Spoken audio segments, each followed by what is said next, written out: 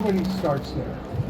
Let me tell you about how the journey began and a few things I learned on the way. Next slide, please. So I'm a serial entrepreneur. I have had 3 decades of companies and 3 different categories and one common thread. My first company was called Visualization Technology, VTI, and the problem that we were solving was visualizing and reducing complications in brain surgery. At Mako, the problem was solving reproducibility of knee joint replacement, and at Incytech, the problem is that millions of patients with neurological diseases currently have no surgical options because every option involves highly invasive procedures. In each case, I did not start with a technology. I started with solving a clinical need. That's the first thing that I want to talk about today. Not the companies, but the mindset. Because disruptive medtech does not cross the chasm because technology is impressive. It crosses when founders pair the painful clinical problem with a solid workflow, credible evidence, reimbursement logic, and the right partners, all at the same time. So let me show you how that works. Next slide, please. So in my career, next slide, please. You have to click it. Oh, I do. Doesn't work. There we go. So in my career, I've seen surgery evolve into 3 distinct waves, right? The first wave was solving what I called visualization. That's why my company was called Visualization Technology. And I founded that company called VTI because surgeons needed a better real-time navigation during complex cranial procedures. Our instant track system used electromagnetic tracking to surgeons that could visualize critical structures. We became the world leader in image-guided surgery, and I sold the company in 2002 to General Electric. The second wave was about precision, and that's where I co-founded Mako Surgical. You want to see The third wave in the is about beginning, you introducing understand what I why? call the You electronic don't want to scalpel film somebody's back to head. perform incisionless surgery. That You see if I can is take what we're some doing at food out. Incytech. A lot of this was shaped when I was a medical student, and there was a gentleman by the name of Frank Yoles and a guy at the Department of Defense called Rick Satava that were building the playbook of the operating room of the future in the 90s.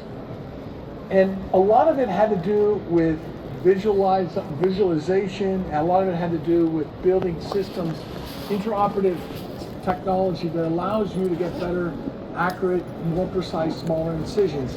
So a lot of that work started there. Next slide, please. So this was a beautiful video of a technology called the WAM. I don't know, I guess it's not going to work, but the WAM, the cool thing about this technology was this was the first Mako robot. And we licensed it from Bear Technologies, which is a spin out of MIT. Now, if you look at this thing, what it's basically doing is the ball is being thrown, and then the other robot is hitting it. So it's a pitcher and a batter. And this was in the 2000s of this technology was being built. So you've got to ask the question, what is that for, right? You look at something like that, and people would say, 20 years ago, it was like, what's this all about? 26 years ago, how can you tie that to anything, right? So it's not a single patient, not a single surgeon, a single hospital administrator would understand why I would use that robot in the operating room. Perhaps maybe an engineer that's been eating a lot of pizza kind of can connect the dots, right? But the point is that you don't develop something first with technology. You have to understand the problem, and that's the trap. And I've seen brilliant teams fall into this trap. They build something extraordinary, and then they go along for the problem to solve. The approach doesn't work. It's the opposite. You have to understand the clinical need first before you get the technology. So lesson number 1, nail the problem, not the technology. That is the only way to go from a radical idea that no one asked for to something that is disruptive and changes the standard of care in technology. Technology is the key, Why don't you but try to it needs listen to to the be put lecture into the instead? right context.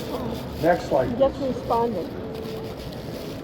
Ah, I already heard it. okay. There's 3 things that needs to be true for disruptive technology in lesson number 1 to actually get adopted. First, you have to start with being mission critical. You have to understand the unmet needs. The problems need to be painful enough to the clinician, to the hospital, to the payers, and motivated enough to change routine behavior. We spoke a little about that in this recent session here. Second, evidence wins. Clinical validation is not just a regulatory hurdle. It's because it becomes your growth engine. It's critical. Every published study, every data point that proves your technology builds is the trust that you have with other users. It's how you build the trust and the evidence. And third is the partnerships. The right surgeon partners, the right hospitals, the right payers. Those are the partners that accelerate adoption. All 3 need to come together simultaneously. Next slide, please. Okay. So Mako is a good case study on it. Okay, so the problem was very specific. Robert spoke a little about the knee replacements, but we started off on what's called a partial knee replacement or unicondylar knee replacement, and that offers so many benefits to the patient. But the outcomes were very variable. Whether or not the patient had good results depended whether on which surgeon performed the procedure, their experience. Implant placement was inconsistent. Poor placement led to poor outcomes and early revisions. We did not build a robot and then look for the problem. We started with understanding the clinical problems, and then we built the real robotic system to solve it. Tactical boundary enforcements, patient-specific preoperative planning and CTs. The surgeon was the control of every step. The robot extended the enhancing the precision. It did not replace their judgment, which is really important. It was very critical. Was the only part that It was the interesting beachhead. was this area. The beachhead That for us it. was The rest developing a was partial knee replacement, then expanding the indications to hips and total knees. In 2013, Stryker acquired Mako for $1.65 billion. Today, more than 2 million procedures have been performed on the platform. More than 2,500 systems have been installed globally, all manufactured here in South Florida. And it's 10 times the installations of what we had when we sold it in 2013. So the key is you win narrow, you prove value, then you scale. Next slide, please. This was a really cool video that I wanted to show you of the Mako story almost 20 years ago. But let's go to the next slide, which is lesson number 2. One patient case study. Lesson number 2. Own one painful use case first. And I want to give you an example of the central tremor. Next slide, please. So lesson number 2 is the beachhead is not your limitation. It's actually your proof of concept. You pick a segment where the pain is the highest, the evidence is clearest, and the workflow fits the strongest. You go deep, not broad. You make yourself indispensable in that one application before you try to extend to other applications. Then you invest in data, outcomes data, cost data, patient stories. That data does not justify just the regulators, it builds the commercial case. And when you have a winning model at one site, you replicate it. Build a network of proof before you build a network of applications. When I joined Incytech, I did it for just that. I focused on essential tremor. I defined patient population that was not currently being adequately served. We measured outcomes. We cleared comparison points against deep brain stimulation, which was the standard of care. and which also required open surgery. We did not start with a full platform. We started with the patients most likely to drive data, adoption, and advocacy. Next slide, please. Insight Tech is not a market share story, it's a market creation story. The unmet need is enormous and hidden. Essential tremor affects millions of people. Besides medication that fails 50% of the time, the only other option is surgery using deep brain stimulation, which requires open surgery. An implant device, multiple adjustments, and regularly changing the batteries. Thus, most eligible patients choose never to get access to surgical interventions and live with the symptoms. Insight Tech has offered those patients something that it's never had before, an incisionless option. FDA approved for essential tremor came in 2016, backed by randomized controlled trials that we published in the New England Journal of Medicine in 2016. In 2025, the FDA approved a staged bilateral treatment of advanced symptoms for Parkinson's and a significant expansion and reach of being able to get into Parkinson's. Pairing our clinical proof with reimbursement access, that is what has allowed us to unlock this real opportunity. We also activated patients directly. People living with medication and refractive were willing to advocate for better options. When they learned an incisionless treatment existed, they asked for more information, brought the information to the neurologist, they sought providers, and often the treatment. The patients demanded changes and the sales dynamics entirely. From us convincing physicians to patients and pulling physicians forward. It all happened in a systematic way. Now, this next slide, number 3, is a video of all our doctors, about 10 of them, telling their story. And what's important about it, and why I picked this video, and why I think it's so important, is because you make the surgeon the hero in this narrative. And that is something that I've used in my entire career, that you work closely with doctors and you make them the hero. It's not about the company, it's not about the technology, it's about them and getting to the patients. So these are surgeons that really had a big impact. At VTI, at NACO, and in Insight Tech, our early surgeon partners, Dr. Stomberger, Dr. Roche, and Dr. Elias, became the co-investigators with us, working closely with our teams to develop, and they became the authors. They became the authors of the publications and the convicting, and built the conviction to build the next level of adopters, because adoption happens slow. It's staged. You have to be able to have convincing evidence. It takes time. They became the international thought leaders, and all of them have one thing in common. Every technology that we've developed has now become standard of care. And you know, you always have to frame the technology as an extension of the surgeon, judgment and skills. It's never been the idea of a replacement. Next slide, please. So this is one that I see founders underestimating most often, especially founders who come from engineering and science backgrounds. The fastest way to kill adoption of a surgical technology is to make surgeons feel like they're competing with them. And the fastest way to accelerate adoption is to make them more capable, more precise, more confident, and put their name on the outcome.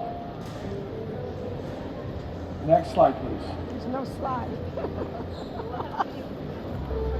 Okay, so what I really wanted to share was the incredible images of all of the doctors and the surgeons that I've worked with, and what they do. And if you look at that, the focus is always about care. It's about compassion.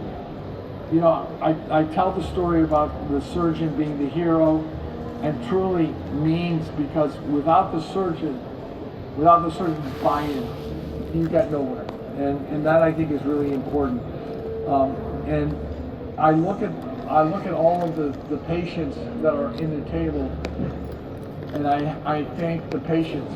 The patients that in the beginning took all the risk of being there and being the first ones to be treated with this technology, where the data wasn't there, but it wasn't the common thing to do. And their families, they took the risk. When we did robotics, it was easy, but really what we're doing in brain surgery, these are patients that have been suffering for many years these debilitating diseases, whether it's Parkinson's, whether it's Alzheimer's, whether it's any type of movement, OCD, depression, addiction. These are patients that have kind of reached a threshold, and you have to talk to them in a meaningful way and build a trust relationship with them and say, look, we don't have all the data, we don't know, and be very clear about understanding what that is. And you kind of work through that. So to me, a lot of it is about thanking not only the physicians, but it's also about thanking the patients. And a lot of the work that we've done in this field is also attributed to the teams that we've put together, the people that really are coming in day out, the employees that we've worked with, the thousands and thousands of people that I've been able to lead over the years in expanding and transforming this technology. And what I'm really proud about is that I can honestly say in my 30 years doing this through 3 companies, 1 mission, that the most important thing has been that I've been able to say that I have had an impact on changing people's lives. I've had an impact on the VTI story. It's now standard of care to use image guided surgery. We've treated over 6 million people. At Mako, we've treated 2 million people. And at Insight Tech, we've already treated 30,000 people. But of that 30,000, the impact is going to be hundreds of millions of people if we do this right. Because what we're entering into is what I think is the next phase of what we're doing. I've been enamored very much with this neuroscience field and the brain.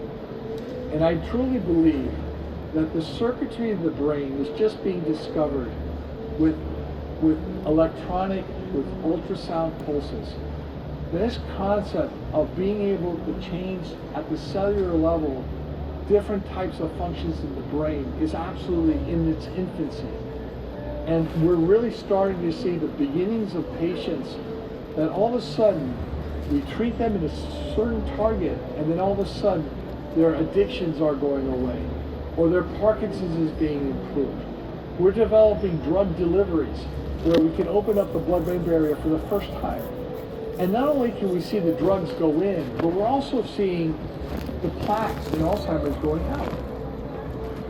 So that is the satisfaction of a 30-year career in developing this.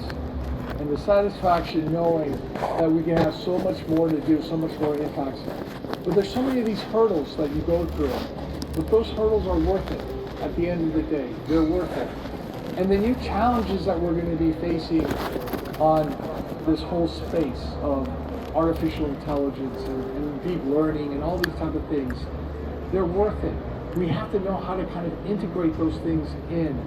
Because at the end of the day, we have an opportunity to continue to expand and grow and help people's lives. Thank you very much. And sorry for I really, the videos would have been great. Well, somehow I'll show you something.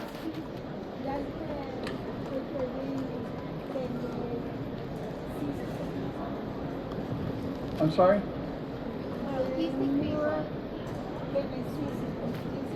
Is it autism? Can you, with any of your things, looking at autism? We're working, we have, what's great about what we do is, for example, at Insight Tech, we're now at 217 different sites, and we're at every major academic institution that's doing any work in neurosciences.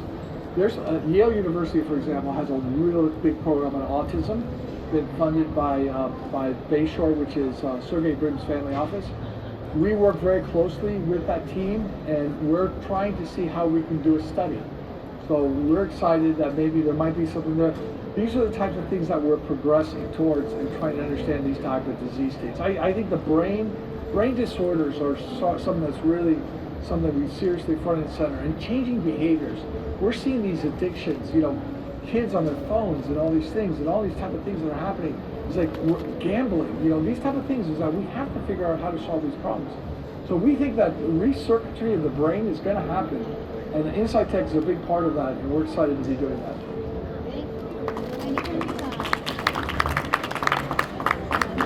Yes.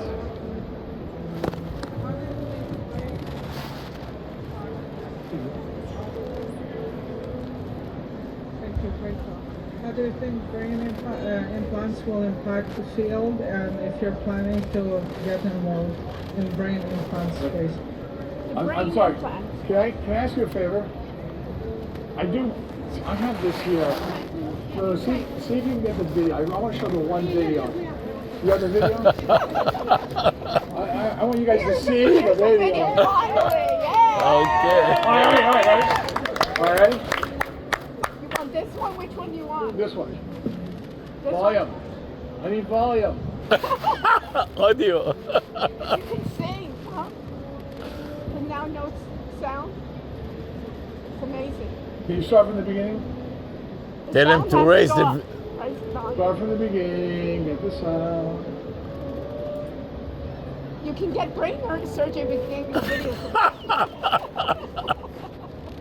I'm working with you guys. Come on. I'm trying to make it happen. I know. No, I'm not you. I mean, can you imagine you doing such advanced I like your things? hat, by the way. Thank That you. is so neat. Thank you. We'll talk Okay. later. Plan. Okay, can you go from the beginning? Parkinson's. But with essential tremor, there's a large group of patients. From the beginning. Everything I've done, everything I've done has been affected by the tremor. We have medication options both for essential tremor and Parkinson's. But with essential tremor, there's a large group of patients who, no matter what medication you try for them, their tremor doesn't come under control. One of my patients told me she didn't realize or perceive that there's a possibility that I could use my hand again. You can help this population, which a lot of times cannot really go for invasive surgery. People say, I don't want holes drilled in my head. I don't want wires implanted in my head. Having a treatment in the form of focused ultrasound that is surgical and yet without an incision, I think it has really opened a lot of doors for our patients. The efficacy of this treatment was so outstanding. We knew we had to have it. We brought it on board because it became an inevitability. If you're going to treat essential tremor, you need to be able to offer focused ultrasound. Babe, it worked. Look at me holding my phone. Inside Tech. Right here.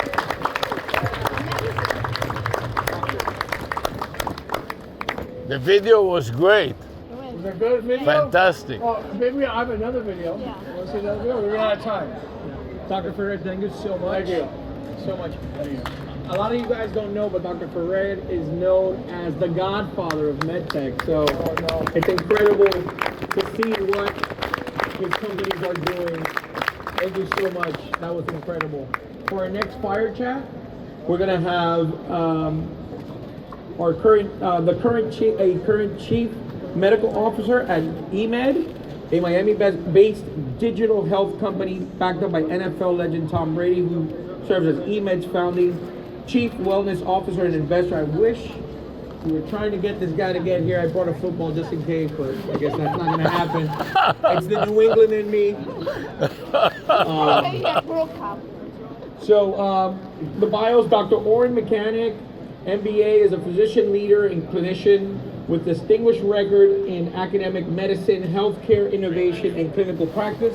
He serves as an associate professor in medical education, emergency medicine, critical care, and has previously core faculty in clinical skills at Harvard Medical, an alumni, fellow alumni, where he also directed telehealth and served as medical director for the Harvard Medical Facility, physicians in Beth Israel Deaconess Medical Center. His academic work bridges clinical practice, medical education, and cutting-edge research currently involving population-based disease prevention and AI-enabled. Now, Dr. Fine. Whatever you like. Diane Hess serves as eMed's Chief Medical Officer, overseeing the company's clinical program and ensuring the alignment of the latest evidence-based guidelines while delivering best-in-class GLP-1 care. She brings more than 25 years of experience as a pediatrician, emergency physician, a nationally recognized obesity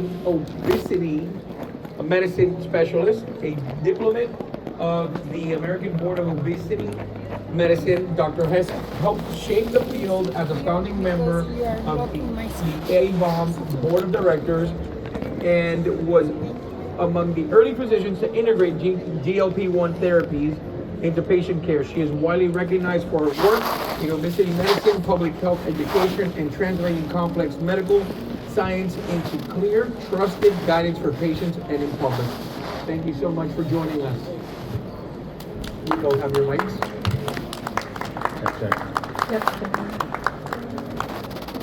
All right, good afternoon, everyone. Thanks for joining us. That was a very long introduction, so I apologize for that. When you've done, like Diane and I, a career in academia, oftentimes it's just like, publishing and speaking, so they found it all.